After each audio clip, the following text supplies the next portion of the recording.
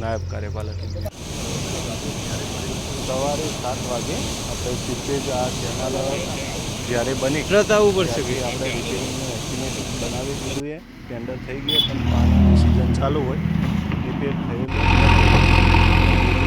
Within 2 ડેઝમાં માટીકામ કરીને RCC lining થઈ જશે. અચાનક ગાબડું પડ્યું હતું કે પહેલા સીપેજ નહીં, આ સીપેજ પોટ હોલ્સના કારણે અને 800 ક્યુસેક પાણી ચાલુ હતું એના કારણે પ્રેશરાઇઝ. કેટલું પાણી અત્યાર સુધી વેડફાયું છે?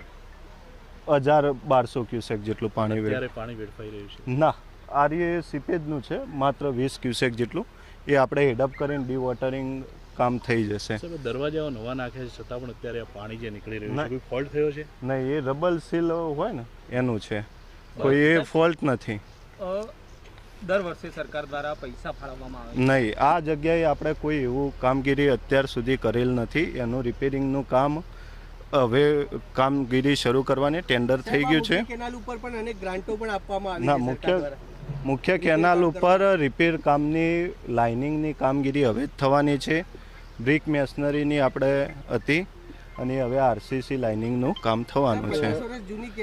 હા હા, રિપેર એટલે કેવી કોઈ જગ્યાએ જરૂર પડે તો, બાકી તો પાર્શિયલ કટિંગ બેન્કિંગ પોર્શન હોય એટલે વધુ સારી કેનાલ છે.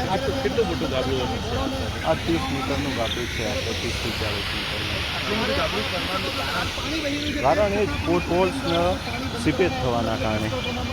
કેટલા દિવસમાં રિપેરિંગ થઈ ગયું છે? 4 દિવસની અંદર. તો આ શિયાળુ સિઝન માટે જે પાણી હતું હા, એ દિવસ બંધ રહેશે? આમ 4 દિવસ 4 દિવસમાં રિપેર થઈને પાણી ચાલુ થઈ કોઈ ડેમના દરવાજા ના, કોઈને કોઈ નુકસાન ડેમને નથી. શું આ મામલે ઉચ્ચ અધિકારીઓ જોડે વાત થઈ? હા, દરેક સર સાથે વાત થઈ ગઈ છે. કલેક્ટરનું કહેવું છે કે અમને તો ખ્યાલ જ નથી આવતું. નહીં, દરેક વસ્તુની જાણ કરેલી જ છે દરેક અધિકારીને. ઓકે.